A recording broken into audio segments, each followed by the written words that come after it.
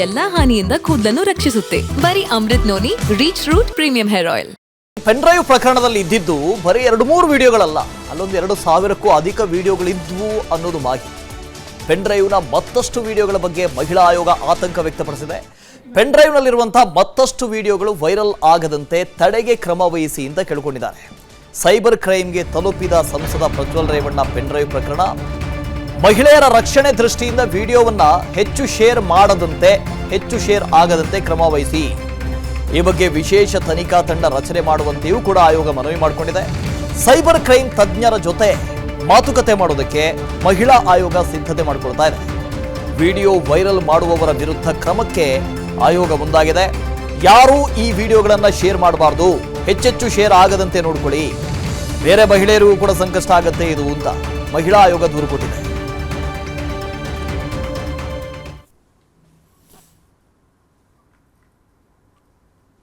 ಯಾರು ಸಂತ್ರಸ್ತಿದ್ದಾರೆ ಅವರ ರಕ್ಷಣೆ ಮತ್ತು ಅವರ ಭದ್ರತೆ ನನ್ನ ಆದ್ಯತೆ.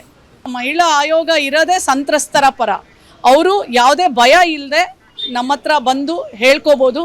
ಅವ್ರು ಯಾರು ಅಂತ ಅದು ಬಹಿರಂಗ ಆಗೋದಿಲ್ಲ.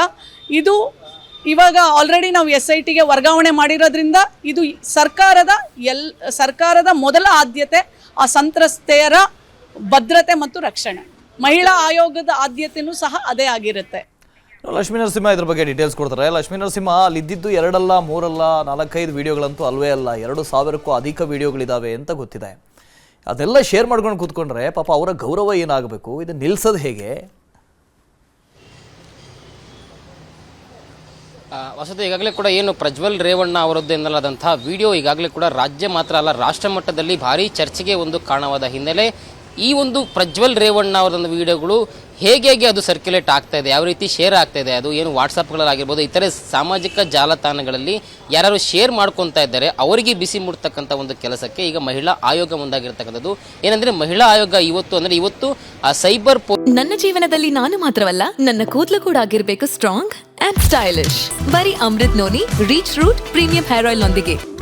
Reach root premium hair oil. ಪೊಲೀಸರ ಜೊತೆ ಒಂದು ಚರ್ಚೆಯನ್ನು ಮಾಡ್ತಕ್ಕಂಥ ಸಾಧ್ಯತೆ ಇದೆ. ಏನಂದ್ರೆ ಯಾರ್ಯಾರು ಈ ರೀತಿ ಪ್ರಜ್ವಲ್ ರೇವಣ್ಣ ಅವರ ಒಂದು ವಿಡಿಯೋಗಳನ್ನ ಮೊಬೈಲಲ್ಲಿ ಶೇರ್ ಮಾಡ್ತಾ ಇದ್ದಾರೆ, ಯಾರ್ಯಾರು ಕೇಳ್ತಾರೆ ಅವ್ರಿಗೆಲ್ಲ ಶೇರ್ ಮಾಡ್ತಾ ಇದ್ದಾರೆ, ಅವರಿಗೆ ಬಿಸಿ ಮುಟ್ಟಿಸ್ಬೇಕು. ಯಾಕಂದ್ರೆ ಈ ರೀತಿ ಸದ್ಯಕ್ಕೆ ರಿಲೀಸ್ ಆಗಿರ್ತಕ್ಕಂಥ ಒಂದು 10-20 ವಿಡಿಯೋಗಳಾಗಿರ್ಬೋದು, ಇದೇ ರೀತಿ 2,000ಕ್ಕೂ ಹೆಚ್ಚು ವಿಡಿಯೋಗಳು ಇದೆ ಅಂತಕ್ಕಂಥ ಒಂದು ಮಾಹಿತಿ ಇರುವ ಬೆನ್ನಲ್ಲೇ ಈ ಎಲ್ಲ ವಿಡಿಯೋಗಳು ಎಲ್ಲರ ಮೊಬೈಲಲ್ಲಿ ಈಗ ಲಕ್ಷಾಂತರ ಒಂದು ಸಂಖ್ಯೆಯಲ್ಲಿ ಶೇರ್ ಆದರೆ ಆ ಒಂದು ಮಹಿಳೆಯರ ಘನತೆ, ಗೌರವ ಮತ್ತು ಅವರ ಒಂದು ಫ್ಯಾಮಿಲಿ ಆಗಿರ್ಬೋದು, ಅವರಿಗೆ ಬೇಕಾದವರಾಗಿರ್ಬೋದು ಅಥವಾ ಅವರ ಸುತ್ತಮುತ್ತಲ ಯಾವ ರೀತಿ ಅವರಿಗೆ ನಕಾರಾತ್ಮಕವಾದ ಒಂದು ಪರಿಣಾಮ ಬೀರ್ಬೋದು. ಒಂದು ಲೆವೆಲ್ಗೆ ಈ ರೀತಿ ವಿಡಿಯೋಗಳು ಇನ್ನಷ್ಟು ಶೇರ್ ಆಗ್ತಾ ಹೋದಂತೆ ಅವರು ಆತ್ಮಹತ್ಯೆಗೂ ಕೂಡ ಯತ್ನ ಮಾಡತಕ್ಕಂಥ ಎಲ್ಲ ಸಾಧ್ಯತೆಗಳು ಇರುವ ಬೆನ್ನಲ್ಲೇ, ಯಾಕಂದ್ರೆ ಈಗ ಸಂತ್ರಸ್ತರು ಯಾರು ಕೂಡ ಓಪನ್ ಆಗಿ ಈಚೆ ಬಂದು ಈ ರೀತಿ ಮಾಡಬೇಡಿ ಅಂತ ಒಂದು ಹೇಳೋ ಪರಿಸ್ಥಿತಿಯನ್ನು ಕೂಡ ಇಲ್ಲ.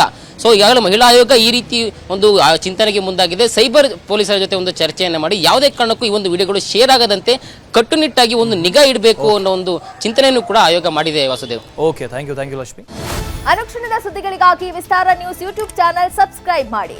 ಹೊಸ ಸುದ್ದಿಗಳ ನೋಟಿಫಿಕೇಶನ್ಗಾಗಿ ಬೆಲ್ ಐಕಾನ್ ಕ್ಲಿಕ್ ಮಾಡಿ.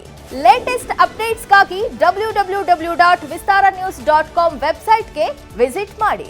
ಅಂಗೈಯಲ್ಲೇ ಜಗತ್ತಿನ ಸುದ್ದಿ ತಿಳಿಯಲು Vistara news Kannada app download ಮಾಡಿ.